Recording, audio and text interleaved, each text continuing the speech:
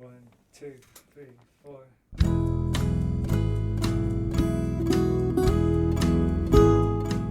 Hello, you're listening to the SKYLIT Books podcast series. We are a general interest independent bookstore located in the Los Feliz neighborhood of Los Angeles, California. This year, because of the coronavirus pandemic, we've had to close our store and cancel in-person events. But SKYLIT is your neighborhood bookstore, and we are finding ways to create community even while we're far apart.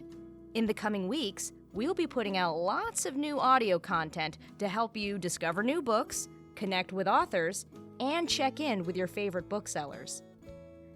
To learn more about how you can help keep SKYLIT alive, please visit our website at skylitbooks.com or check out our social media accounts on Twitter and Instagram. You can subscribe to the podcast on Podbean, iTunes, and Spotify. Thank you for listening and enjoy.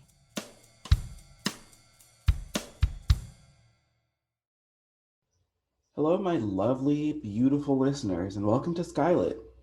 This is the SKYLIT Books podcast, and I'm your host, Lance Morgan. Today, we're welcoming Grace Perry to read from her new book, The 2000s Made Me Gay, Essays on Pop Culture. But before I introduce them, I want to remind you that SKYLIT Books is now currently open, so please stop by. We're open from, as of now, we're open from 11 to 7 on the weekdays and 10 to 8 on the weekends. Please keep an eye out, though, for changes in the future with, everything changing out there in the world and us just trying to catch up. We're still also offering curbside pickups and online ordering on our website, www.skylitbooks.com. So please check that out as well. Grace Perry's work has been published in a variety of outlets, including The New Yorker, New York Magazine's The Cut, BuzzFeed, Outside, and Eater. She's also a longtime regular contributor to The Onion and the feminist satire site Reductress. Most of her work, comedy and journalism alike, interrogates the intersection of queerness, pop culture, and the internet. She currently lives in LA. Hi, Grace. It's so nice to have you here. I'm so excited for this. Hi, Lance. I'm so happy to be here. Oh my God. It's going to be... I should tell the listeners that, we're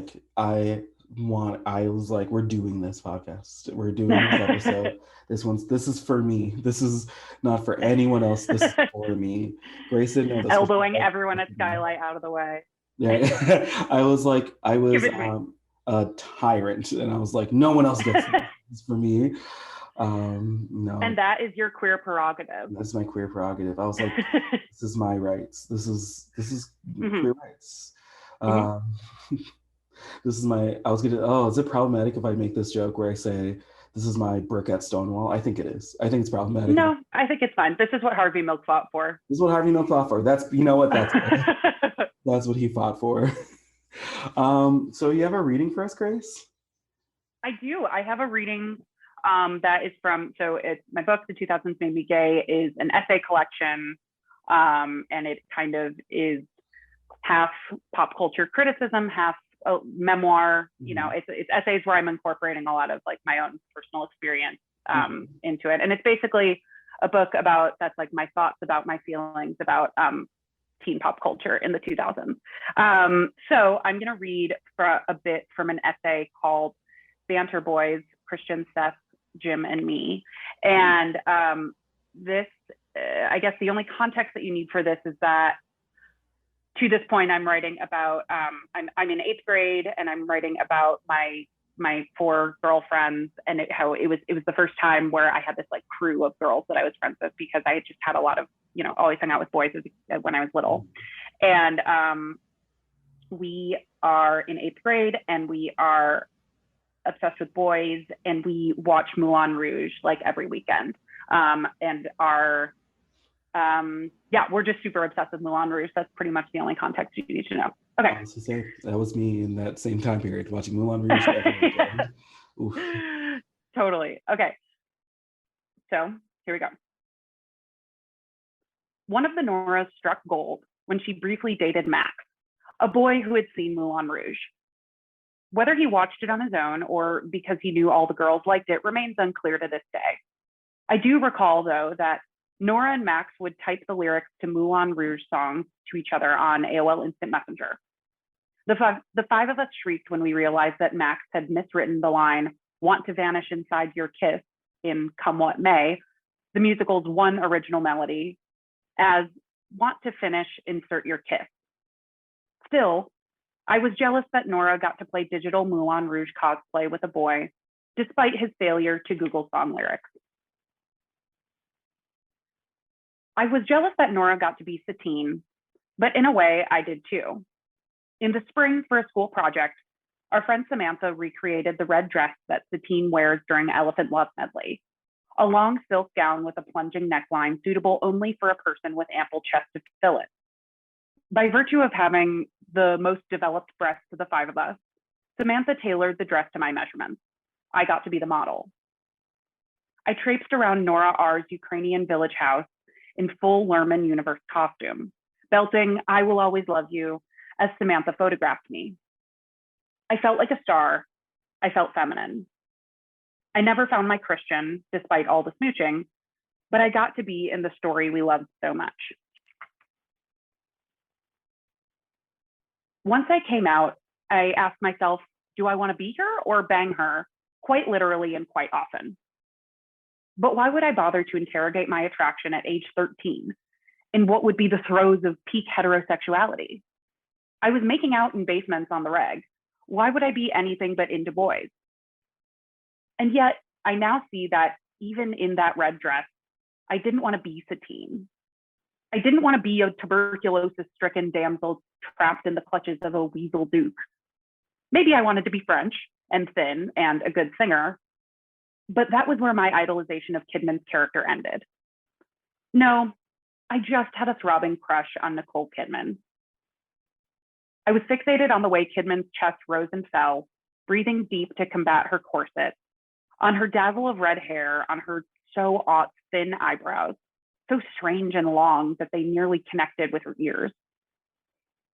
I made the same mix-up with Scarlett Johansson in Lost in Translation, and then with Catherine Zeta-Jones in Chicago, and then with Blake Lively as a soccer star in Sisterhood of the Traveling Pants. I watched these movies over and over again, enamored by the lead. I became obsessed with early aughts phenoms in middle school, and without the tools to figure out what exactly I was feeling, assumed my infatuation with hot older women was a desire to be a hot older woman. I was yearning for role models, and because I was a girl, mistook my teen horniness for female celebs as a desire to be like them. In truth, it was probably some mix of both. And that's the teaser. Then I talk about boys who I wanted to be.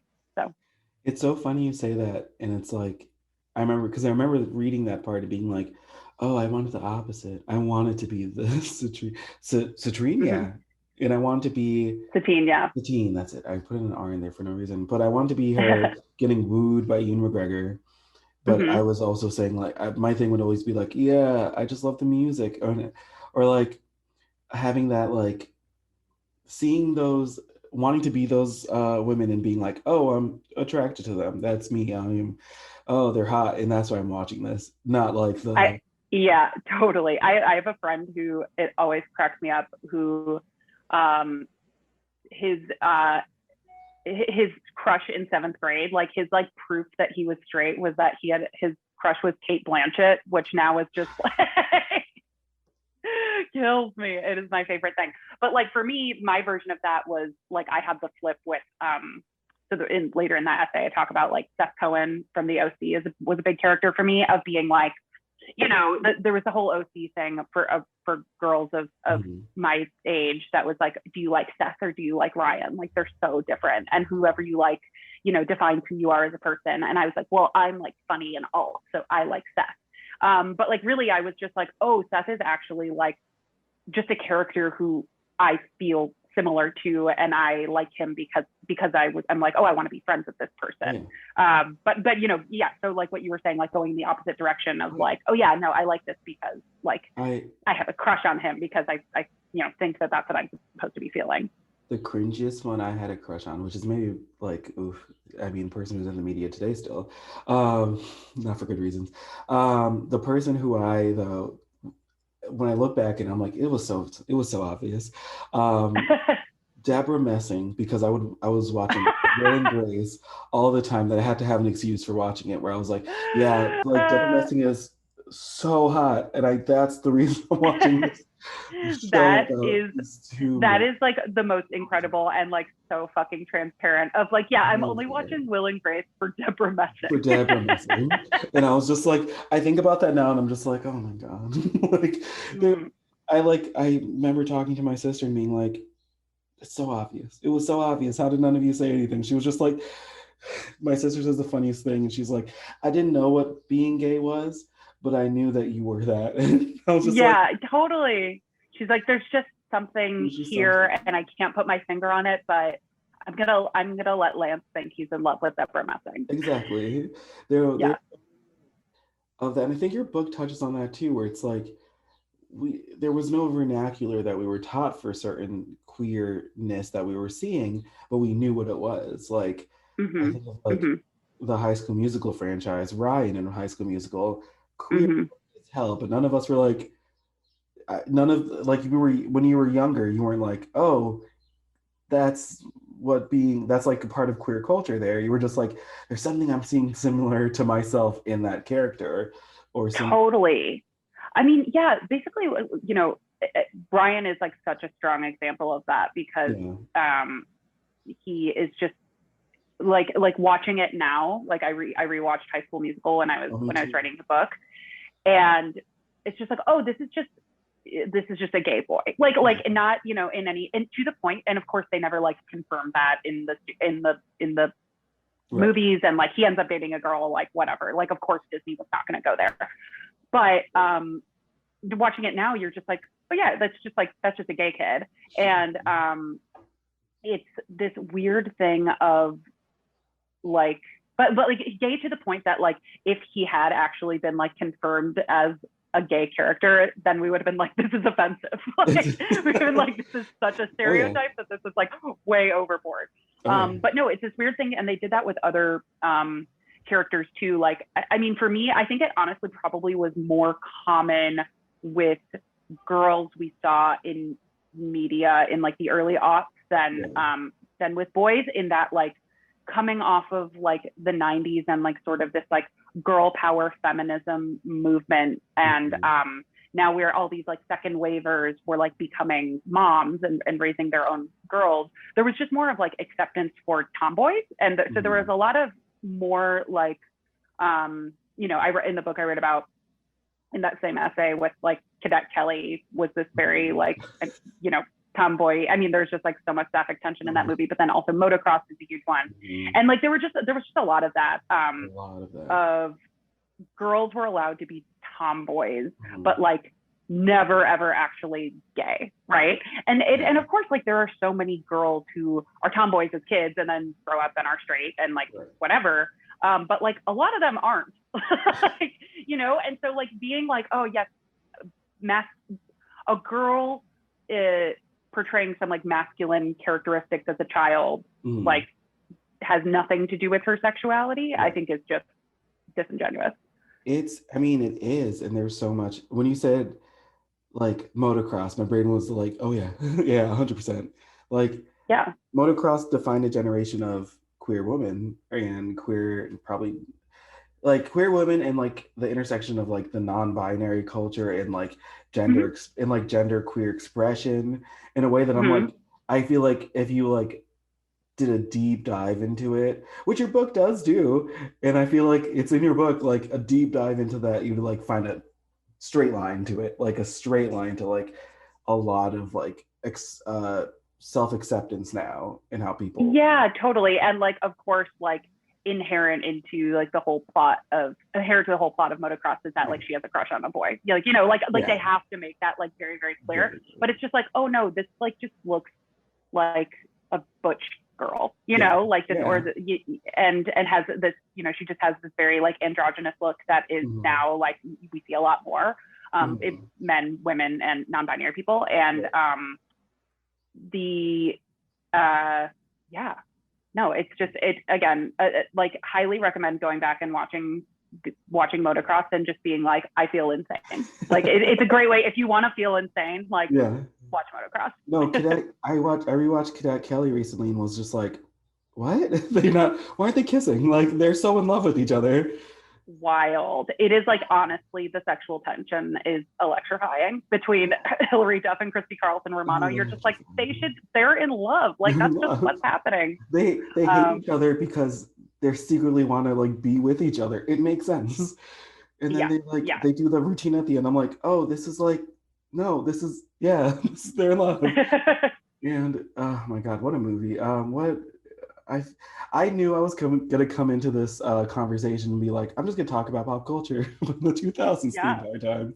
Yeah, but that's what I'm here for. And that's what I kind of went into reading your book thinking I was gonna get, like, and I did get that, but also I got this more like intimate, like, look into your life and how you were raised through media, which I think all of us, especially our age group, have grown up through. Maybe the Gen Zers more, like they're just media, but like I feel like it was for our generation more of a here's how media is changing. We got like a transition period of media becoming more engrossed in everyday life, and I feel like your book touches on that well.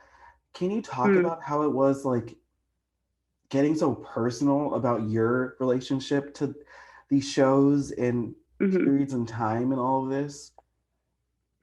Yeah, I mean, I think for me, you know, I write about this a bit in the intro to the book, but I find it very, again, to use the word disingenuous, to believe that like pop culture is just something we use to like, that it is somehow not connected to our everyday lives. Like, especially, or that it's something where you're just like, I'm just going to turn my brain off and like watch a TV show or watch a movie or read a book. That is sort of like this, like, you know, escapism.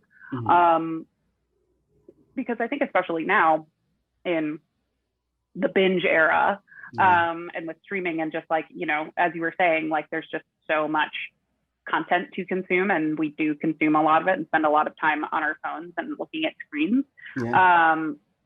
That it is that you know, of course, like literally just the sheer amount of time we're spending watching TV, like that's still us being humans and still us like doing a thing and participating with something and engaging with something. And like, even no matter how frivolous or stupid a TV show is, like it's still going to have an impact on your brain, right? Like I have watched so much Survivor in the past year, like since the pandemic started, that I'm just like, Jeff Probst is just like warping my brain now at all times, and like I'm just like thinking about my big moves constantly. But especially so, you know, for me, I think that that's like especially true for teenagers, because your brain is so spongy and you're so smart but unsure of yourself, and trying to figure out who you are and what you want to be and who your role models are, what your future looks like, what your present looks like. And I think there's just the sheer amount of time we spend, you know, watching TV and movies and stuff is going to and does have an impact on you. And it certainly had an impact on me. And so that was sort of like the premise of the book, was like TV, like entertainment is a real thing. And, you know, but I think that for me, like, you know, I do get pretty personal with a lot of like talking about coming out and figuring that stuff out. And for me, that was just like,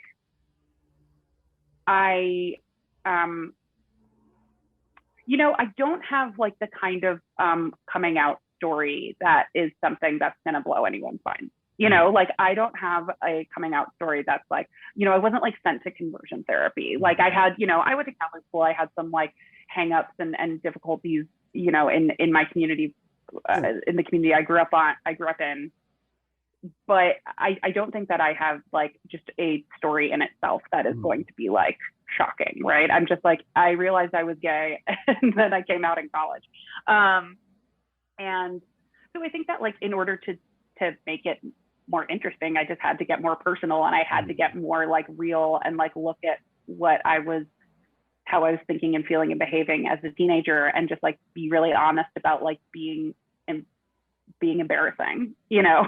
And like that was just like honestly just kind of a writing technique of just like this. It's the more personal I get, even the more specific I get, the more that's going to connect with people. And that ultimately was my goal. So. And I think that like method of like what you just said being embarrassing in a way it made it feel more like genuine, and like I was reading it like, oh my God, I am also like looking back at because the past is embarrassing. The past that you've done is like, I always say this joke, if I saw teenage me, I would like beat the crap out of me because the shit I was trying to do. I was like, you're embarrassing me. But like it is. We all did embarrassing things. We didn't know better. Teenagers are the most chaotic creatures that ever exist. If I see a group of like middle schoolers, I'll cross the street because they terrify me. I don't want to ever go back to that world. But like you do in such a graceful way, and in a way that like I feel like invites other people to say, this was also my truth back in the day, and I have to I should revisit it because it did shape me into who I am right now. So one, thank you for doing that in your book. And two, why no problem. Would you do this to me? Why would you? I did it actually to personally terrorize you and nobody else. I knew it. And somehow I'm still honored. I'm like, oh my God, thank you. Yeah, I think that like, I think that we all just need to be more upfront, even though we grow up and we grow into different people and, calm down and are not like raging with hormones anymore. Like there still is like a part of all of us that is that teenage self. And I think that like, for me, that comes up in listening to Olivia Rodrigo's album, right? Like I'm like that old ass millennial who's like, I love it, kids, you're doing great. But like, so engaging with like, that sort of like teenage pop culture, like there's still a part of me that's like always going to feel like the person who I write about in this book. Right. And I don't think that, and some things I did and thought and felt like seem unrecognizable now, but like in some weird way, I think that we're all like every version of ourselves at all times. And it's just a matter of like allowing ourselves to connect with ourselves in the past, And that I think is like, I mean, you're right. Like watching like Lil Nas X like kill it out there. It's like, oh, this is for the kids. This is for like the teenagers, and I'm so jealous of them because I wish I had that on. I know. Can you imagine? Like I love it. Like I am just like, his SNL performance was just unreal. Like I watched it obsessed 10 times already. I've watched it like who would have thought that we would eventually get like this openly like queer and sexual like black man on television doing like this with like a very queer black group of people surrounding him. And I mean, from when I like, I'm thinking from my Glee days and like, oh God, from where we come through and talking about Glee. To seamlessly transition into that topic, it's so funny because like again I feel targeted because I'm right now, and this is my guilty shame. My sister has never watched Glee in her entire life, and she's like always looking for queer content, and she was like, I need to watch Santana and Brittany, I need to do this. So she's watching Glee for the first time, and I decided to go on this journey with her. And oh my God, after rewatching it, and I can tell you, oh my God, I'm watching it like, how did my parents? Where are you right now? I'm in season 3. The Karofsky like bullies trying to like commit suicide. Oh yeah. Because like, that was like wrapped into the It Gets Better campaign. It is another thing to feel insane while watching, but like it's also in my book I kind of identify Glee as like, it came out at the very end of 2009, so it doesn't really, to me it's more of Glee is the beginning of the 2010s. It's not really the end of the aughts, but I touch on it at the end of the book as sort of like as this like really big show that transitioned, and that kind of transitions the like teen pop culture into like just this like big gay character boom of the 2010s, characters and celebrities coming out and all of this. And and what I think it was is just, it wasn't just that it was like, yay, representation, like, yay, this is amazing. But like, basically Glee made a shitload of money. Yeah. And then Hollywood was like, oh, we can make money making shows about gay kids. Okay, cool. There's a market for this. And then like, and so now there's, throughout the course of the 2010s, there's been like so many great shows, some not great shows, but a lot of great shows about, with a lot of well-rounded gay characters. And so when you go back to Glee, and it's so cringe, but also it's like,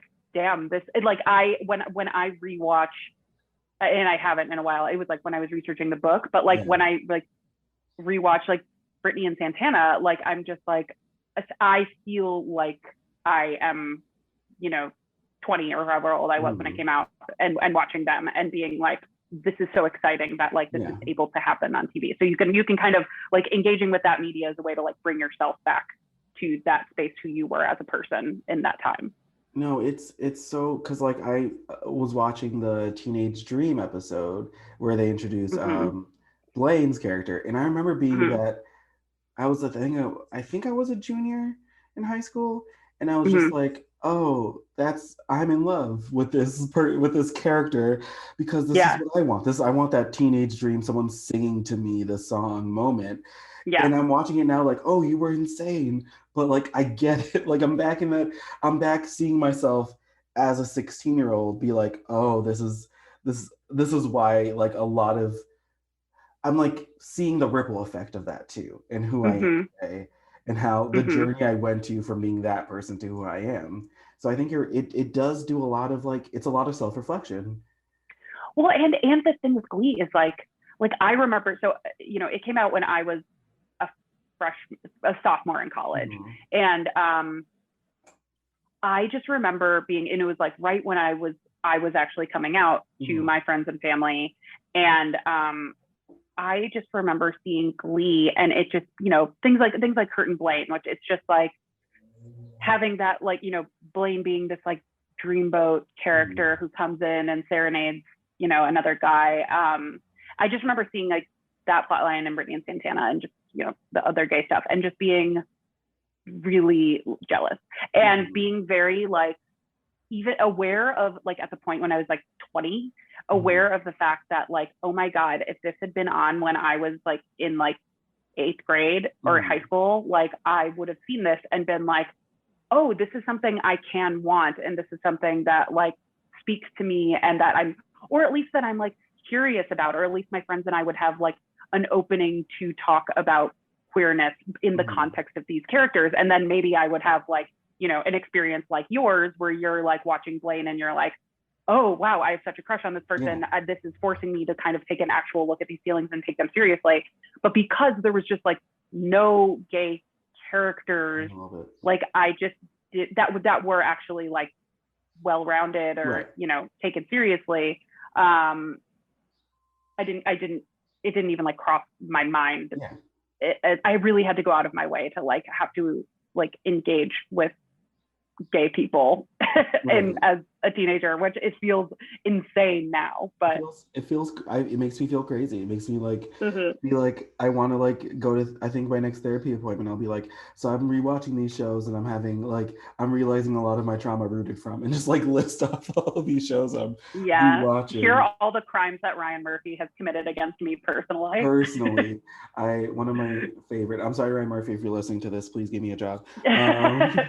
Like, one of my favorite things is to say is like, to be watching a scene and something incredibly crazy happens. I'm like, Ryan Murphy will never see the light of heaven, because how dare he'll like it'll be like Amber Riley or Mercedes losing a role or a solo to Rachel, and I'm like, how is this happening? How is this happening? Insane. Absolute insanity. But that's Glee. And you know what? If one thing Glee does right is insanity. That's true. It's so true. So I read this book, or even before I read this book, I like had this question. How did you have like a list of like things that like you were remembered from the 2000s that influenced you, or like had like a moment where you're like, oh my God, this did this, that inspired you to write this book? This TV show did this for me in my life. Yeah, I think that it started with so I have a chapter on I Kissed a Girl, the Katy Perry song. And that came out in 2008. And so I wrote this essay, a version of the one in the book, but I think the original draft was pretty different. But in like 2018, that I was going to pitch like as a 10-year retrospective, whatever. And then instead of that, I was just like, oh, I can actually do this with a bunch of different things. Like I can, and so I don't know. I think I just started like, I've always been, I think I especially got really into like teen TV shows when I was no longer a teenager. And I think a lot of that had to do with sort of a delayed adolescence. And sort of like once I was, out and started dating people and having my own sort of like romantic dramas in the way that we see a lot on teen TV shows, that was like, it made them more fun to rewatch because I felt like I was actually experiencing something that the characters had. Whereas like when I was in high school, I was just like, I am a vessel for confusion. And so I obviously, I watched the OC, Gossip Girl, all that when I was in high school, but I don't think that I was like, I kept an interest going, I think, in my early 20s. And no, I think I was just kind of like, starting with that Katy Perry thing was like, okay, well, I know I can talk about like the OC and Gossip Girl. And I kind of was just thinking through like, what were the pieces of entertainment that I consumed as a kid? And that was like the baseline. Like I didn't write about, we were talking about this before we started recording, but like, it's not a book that's about all of the gay subtext in 2000s pop culture. Like it is a book about the gay subtext that that spoke to me personally. And so like, I don't write about Buffy in this, like, and that's like a big queer thing in the 2000s, but I was like, I didn't watch it until I was, in my mid 20s. Like so integral to this project was, I need to be reconnecting with the entertainment that I consumed as a kid and parsing out like how this kind of shaped who I am. So it really just started with thinking like, okay, what was I really into when I was a teenager? And, kind of, I went from there. And that, I mean, it does a great job of showing like, I feel like I was reading it and I was like, oh, I feel like I know Grace a little bit. Like Oh, that's so sweet. No, I'm like, am I friends with this person? Yeah, because I think you are. I think I am. Not from this, but from the book. I just want you, not from this. Really joking. No, this podcast has been hell, but but the like, book. but thank God for this book that it's holding us all together. No, it's just like I read this book and I was like, oh, I relate to this, or I was like talking out loud, like. He's like, you know what, Grace, you're right here. You're right. And I'm like underlining, like, this is correct. Oh my God. Like my friend Grace. Oh, I love that. I was like at reading it during a break at work. And I was telling a coworker, I was like, oh my God, this essay by Grace is just like so on point. And they were like, who? I'm like, it's fine. It's fine. And I was like, she's my best friend and I would die for her. Okay. she's my friend and I don't need you to talk about her like this. First of all, that is hateful speech.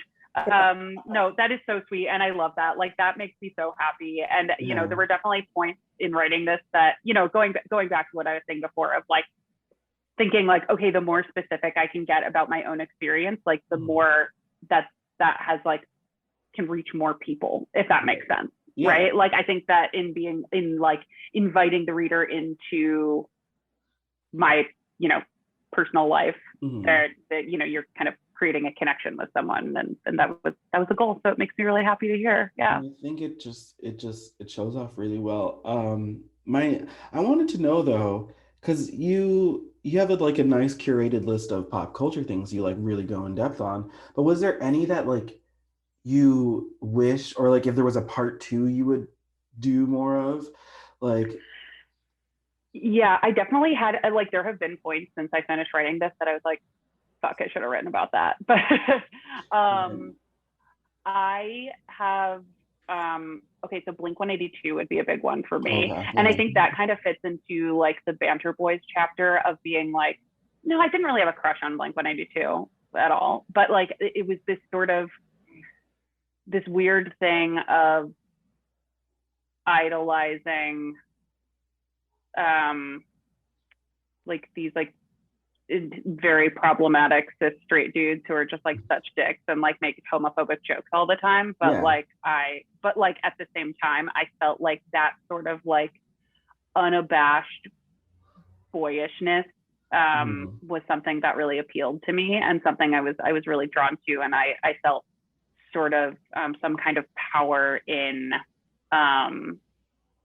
emulating in some way. Like, and by that I mean like I tried skateboarding for like 1 week one summer. Right. I'm trying to think of other stuff. Like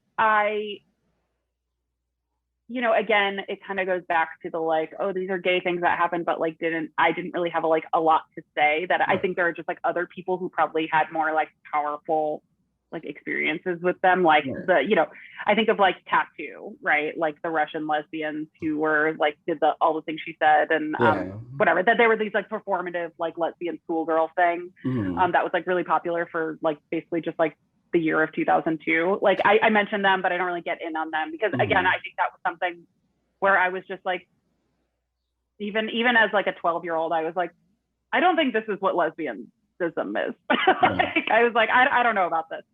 No, I mean, that was like me watching Will and Grace and being like, why do they all look the same? And not a person of color in sight. Interesting. No, not at all. I mean, and that I think is what's like so interesting about like a lot of the queer characters of this time was because like there were so few of them. Like they were all like, it was all like thin cis white people, lots of, mainly men. And so like it's such a weird thing where like you can feel like, what you were just describing with Will and Grace of being like, I connect to this in some, besides for the fact that you were in love with Deborah Messing.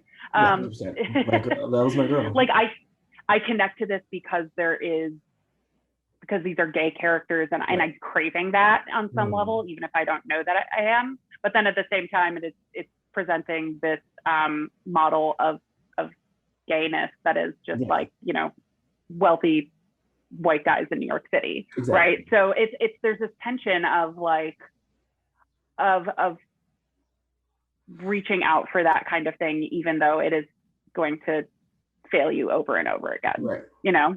And I mean, and I wonder if you feel this too. I feel like there are times, even today, where I feel like that same wanting to reach out to that. Like I watched shows like Looking or like which one did I just watch that was just like, oh, this is I watched the show The Magicians, which is like, what is The Magician? Oh my God, Grace, it's such is it about gay magicians?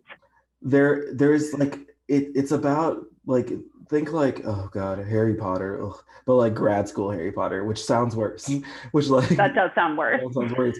But there's a lot of like queerness to the show, but it's still like for both shows, it's very like white centric and very like pretty, very like pretty thin or pretty jacked, like white gay characters.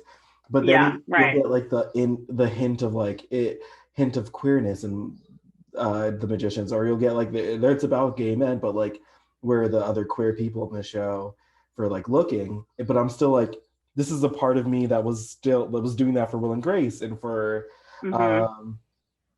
other shows I watched back then. I can't remember. Oh, Friends, where I was like, come on, Chandler. I'm like, come on, just one. I know it. But like those kind of shows or Sex and the City, I feel like is a good example of like definitely where you're just like, I guess I just have to deal with Stanford because that's my option. I do kind of, Sex and the City is one where I'm like, ooh, I could have had stuff to say, but it's like straddles 90s and 2000s. So I guess I did mostly watch in the 2000s. So that's one that I'm like, I could go back because I did watch a lot of Sex and the City. I mean, again, like Sex and the City, you know, fails us in so many ways, but it's also a great show. And like, I guess it's like this, but the, you know, TV is not supposed to be perfect. We're not supposed to be like solving the world's problems with TV. And so it's like having the standard of like, every show should perfectly represent who I am personally. Like, you know, I'm a cis white woman, so like I'm actually going to get that in a lot of situations. But I'm also like, it like that puts a lot, putting like moral, you know, supremacy, like holding TV shows responsible for their, you know, being some sort of moral compass in the world. I'm like, it's a business. Like they're, you know, it's inherently flawed in a capitalist society. So, you know. Yeah. I mean, and again, the root of all problems is capitalism, right? So at the end of the day, blame capitalism. Blame capitalism. And that's what the 2000 Made Me Gay is about, guys. Blaming capitalism. You heard it here first. You heard it here, SKYLIT exclusive. No, I think that like, yeah, it's putting a lot of I mean, I feel like you do that in a lot of the stuff where even I was reading like the Glee chapter and I was like, oh, you could have easily made this why Glee was wrong or why Glee did its viewers wrong and didn't give enough. Because there's so many reasons. There's so many reasons. Like you literally, I have a list in my back pocket, but what you did was say, hey, Glee was wrong, but you also did this for so many people. And I even look at it as a person who's rewatching it now. I'm so sorry to everyone hearing that. But as a person rewatching it now, who's watching it with a very critical lens, I have to agree. I have to agree with what you're saying. And I have to like, it's kind of like this,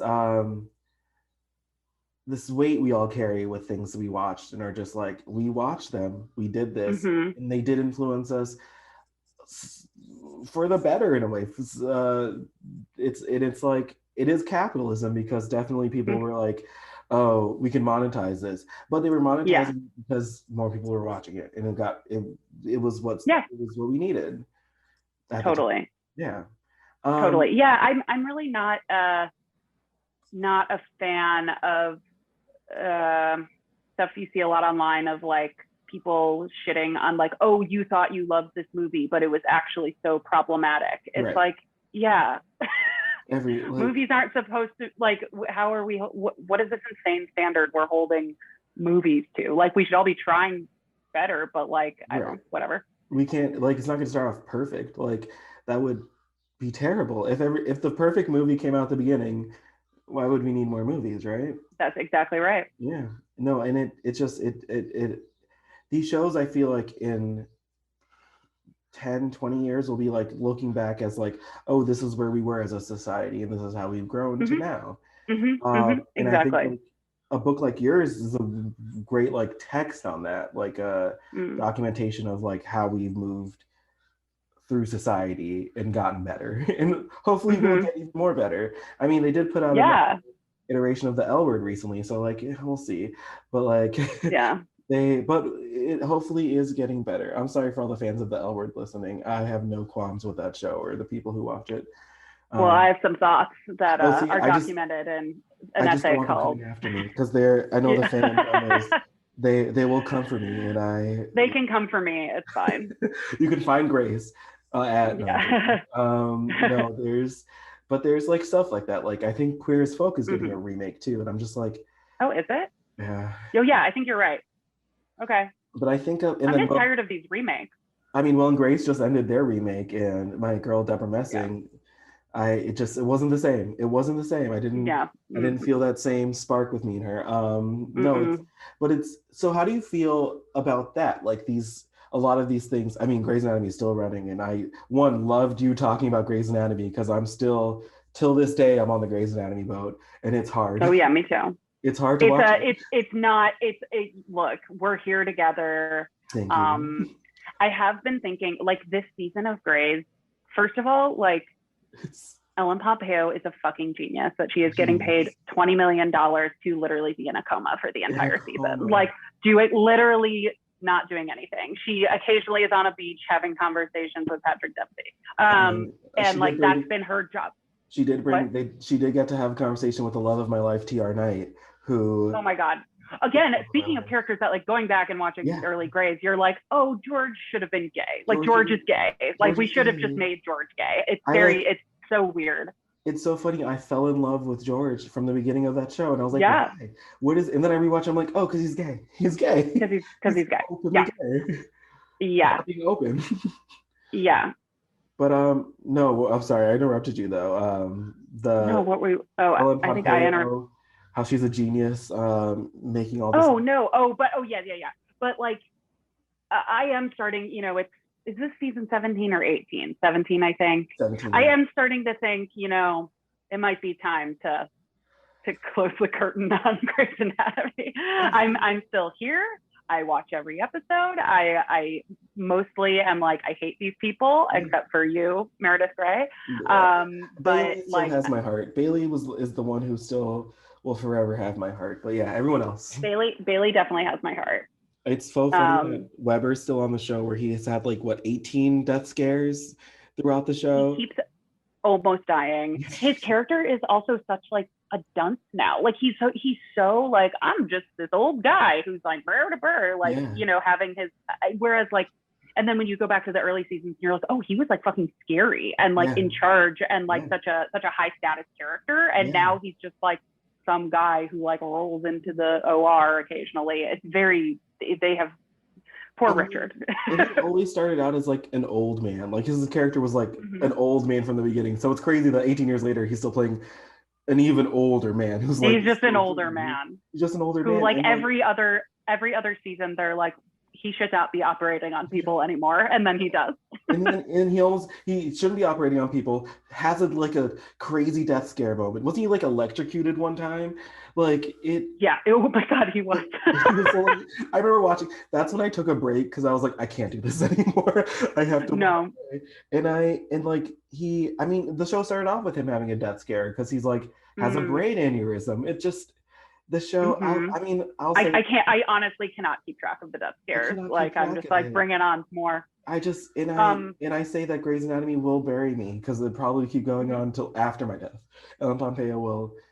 I won't watch the firefighter show. No, God no. No, I'm not going to do that. Okay, thank you. There's they'll like occasionally weave things in, and I'm just like, I don't understand what's happening, but that won't make me go watch the firefighter show. I will say, like, on the topic of like stuff I wish I had written about or that I would do in the next installment is like Cali in Arizona, which is like but again, like sticking with my rule of like I had to have consumed this as a teenager. Like I didn't watch those seasons of Grey's until later, so it didn't have like a more like impact on me as a teenager. It was more like going back and being like, oh shit, this was like pretty early, you know. It was pre-Glee. They had Cali in Arizona.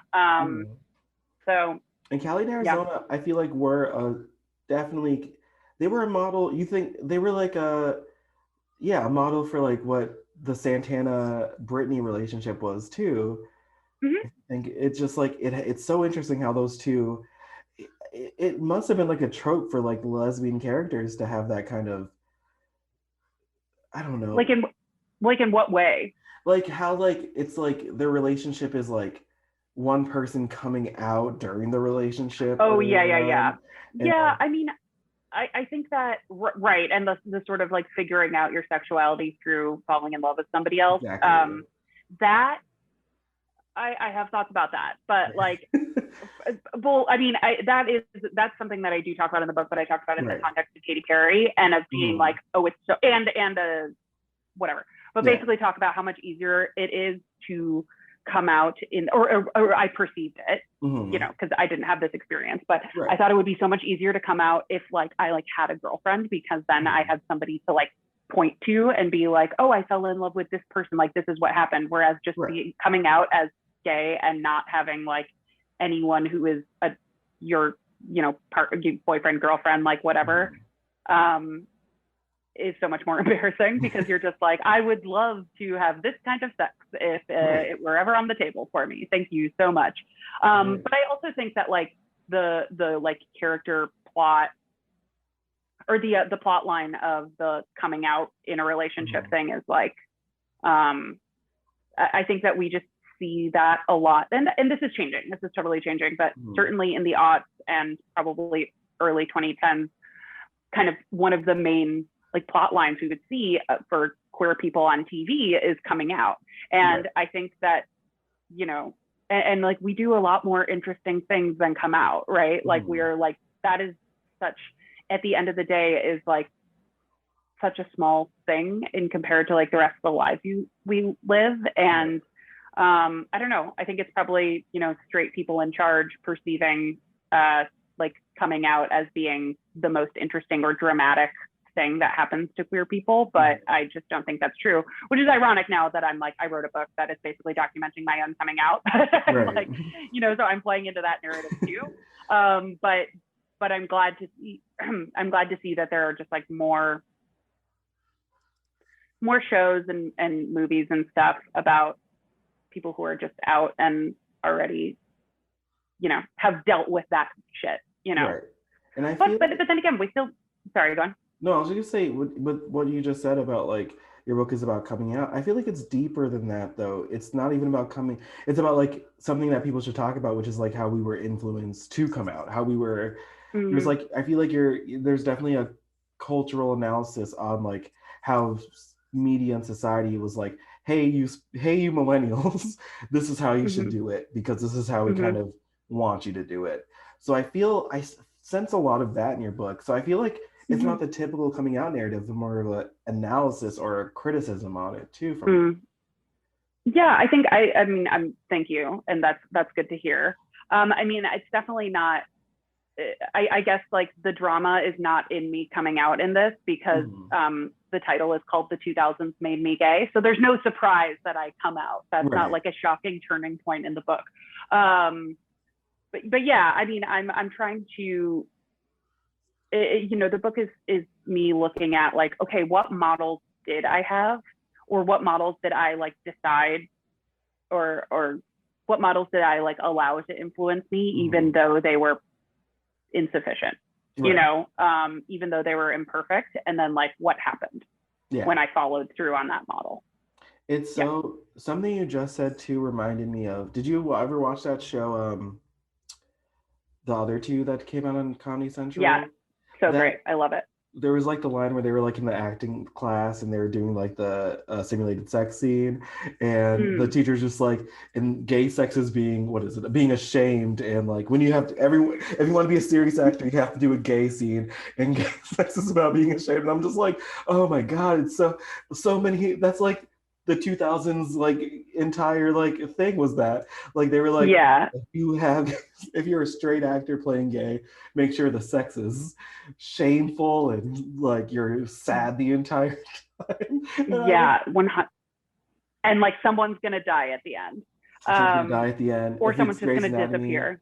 If it's Grey's Anatomy, the Chasing Cars song will come on, and and then they'll just get blown to smithereens. It's so funny. There was a part of your book where you were talking about like if you're in the hospital with your family and like you saying everything, you know everything because of Grey's, and like you're just like, oh, this is fine because like I watched the Grey's Anatomy episode with that, and I'm like, yes.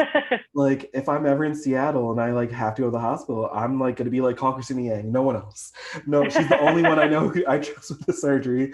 And I feel like that'll be like my last words, and I'll have no regrets because I'll be like, put that on my tombstone because I want people to know that was my last. The only person. Just get Sandra Oh, she can do it. She's the only character on that show who I trust. So my last question for you is,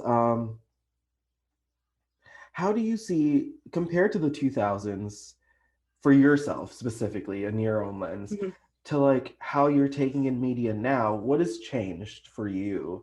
Like what has changed and not changed, I should say? Yeah, I mean, I think that the way that like I am engaging with entertainment now, so I'm 31.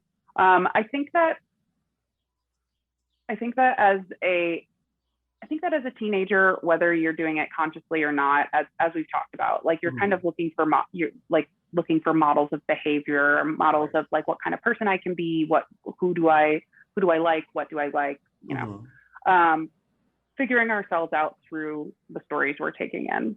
Right. I think that now I'm definitely, you know, so that was what was happening with me as a teenager. Then I came out. Then I sort of had that delayed adolescence thing of like really taking in a lot of teen media because I, you know, as I talked about before, of just being like, oh, now I'm you know, out and dating and whatever, and can relate to these experiences that, you know, these teenagers in Gossip Girl are having. I mean, that's not true. I could never relate to anyone on that show, but then, and now I think I'm more critical, right? Like, you know, so I'm going at it a little more intellectually now than I think, you know, as an adult than I would be as a kid. But I think also like the most interesting queer stories that I see on TV are about people who are really different than me. And it's about like learning, you know, where if consuming entertainment as a kid was kind of a way for me to learn about myself, I think that now it's really a way to learn about other people. And so like I am just, yeah. So like, you know, I'm kind of not super, I'm not seeking out stories about like white cis lesbians, but about like the much more broad LGBT community. Yeah. It's so funny. So I think that's kind of, oh no, go on. Sorry. No, I wasn't going to say anything. No, it's just so funny you say that because I feel like I had the opposite effect where like my childhood, because as a Black gay man, I was like, my childhood was seeing only the white cis, more like, it wasn't the insta-gay culture that there is now, but it was like approaching it. It was like it's what the foundation it was built on. And it was me having to like watch from the outside this culture and being like, oh, I guess this is what like queer culture is because this is what they're telling me it is.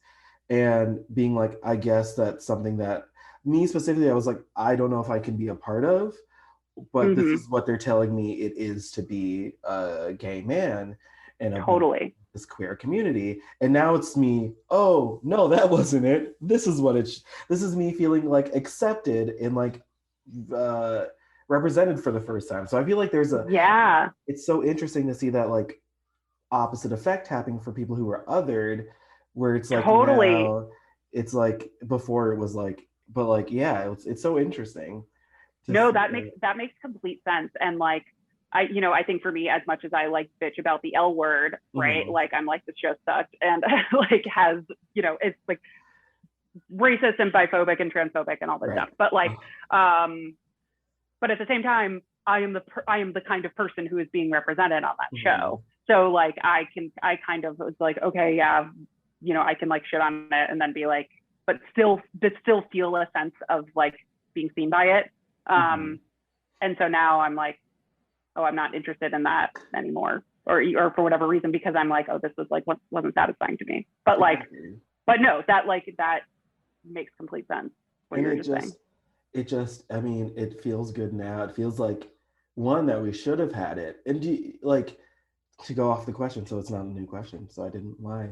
Do you feel like there's a lot of these new representative stories of non-white culture that's trying to catch up to where, because I feel like a lot of white-centric queer media has kind of caught up to that.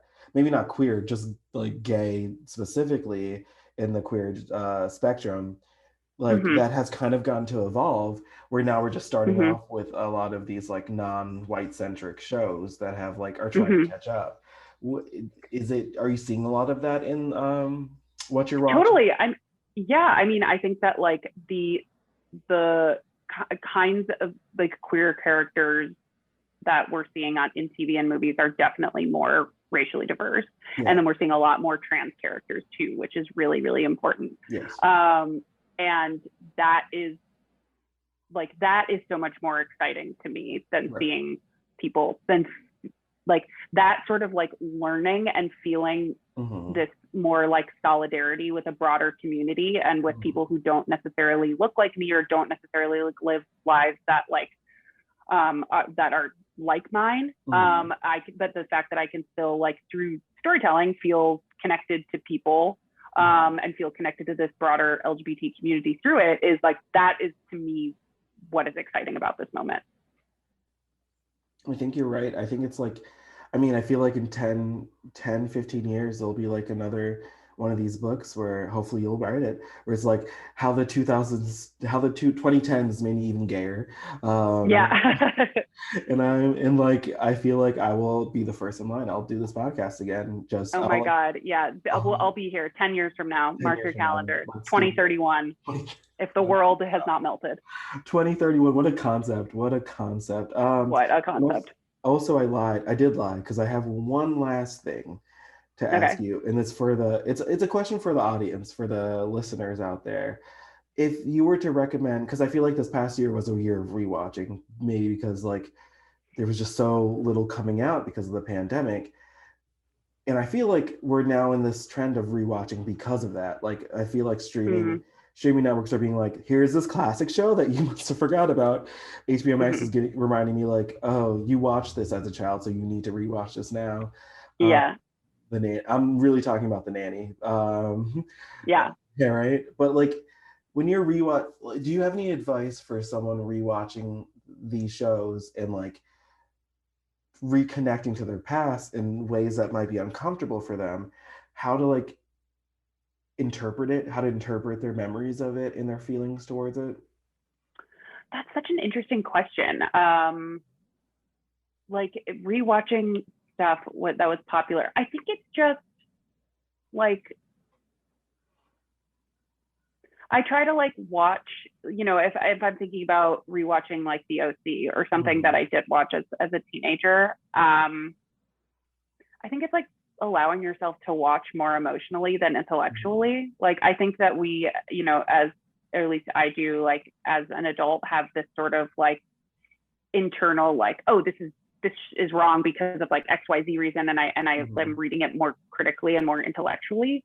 But like all that's doing is building this like false blockade between your current self and your teenage self. And I think that like, I think the world would be a much better place if we all like were more emotionally in touch with our teenage selves.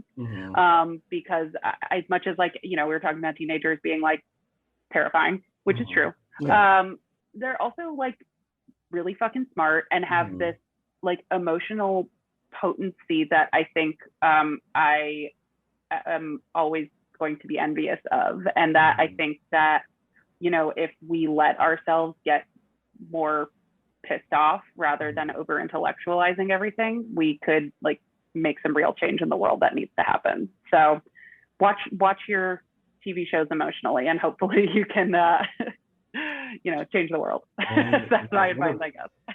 See, I knew that was a great last question, because what a great way to end this off. It just perfectly you said it perfect. I can't even add on to that. Thank you so much. Yeah, no problem. So thank you, Grace, for doing this. This has been such a fun episode for me. I have relived all my trauma as I like end this and press play on Glee. I'm like, oh God, what trauma. All right, let's get back into it. My advice for you watching Glee is like, don't be hard on yourself for loving Glee when you're a teenager. Just be like, yeah, fuck it. This show is shitty and I love it. Like, let me love it. It's let yourself love your bad TV. It's so funny because I'm listening to the songs too, and I'm just like, oh no, like I had this on my iPod, and like I know it word for word. Oh God, what am I? And like I just watched the Michael Jackson. when you know the mashups word for word, that's when it's bad. It's bad. And I'm like, no, I was watching the Michael Jackson episode, and me with my sister being like, oh no, this is something. Watching this episode being like, this is music. This is what music should be. And now I'm just like, this is art. Oh my God, sorry, Michael. So sorry, Michael. This has been fantastic. This is so much fun. Grace's book is The 2000s Made Me Gay, Essays on Pop Culture. Grace, when does your book come out? It comes out June. No, right? It comes out June 1st. Yeah. June 1st, yeah. So we're starting off Pride Month, right? I was like, it's it's either the end, Right. right at the end of May or beginning of June. So either way, like go buy Grace's book to like support your local queerness and your pride. This is how we should all be just the Pride Month should just be us reading to the 2000s Maybe Gay in our separate houses alone. Yeah, if we can't go to a parade, then read my book. Read the book. Read Grace's book. That's the declaration of pride I'm making this year. No, but go buy it. It'll be on display at your local, at our local bookstore, SKYLIT Books. So go grab yourself a copy. And Grace, do you have anything you would like to say to the independent bookstore community, or just like book lovers who are listening in to like about about indie bookstores? Just go buy books at indie bookstores. That's all I gotta say. Indie bookstores are the best. And once we're things are getting back to normal here in the US, and soon we're gonna be able to have events at stores and stuff again, and that's gonna be so much fun. And make sure you go to those, and and that's for your indie bookstores. That's all I got. And that's a perfect way to say it. Well, thank you, Grace, again. This has been so much fun. And thank you to my wonderful, beautiful listeners for tuning in once again. And you guys have a great rest of your day. And go run to this book. You can also pre-order it on www.skylitbooks.com as of now. So there's no excuse. Go start off your pride right. All right. Have a great rest of your day. Bye. Thank you for listening to the SKYLIT Books podcast series. Please don't forget to visit our website at skylitbooks.com and make sure to follow us on Twitter and Instagram. Also, don't forget to subscribe to this podcast for more author talks and bookseller conversations. You can find us on Podbean, iTunes, and Spotify. Stay safe and healthy, and we hope to see you back in our store soon. I see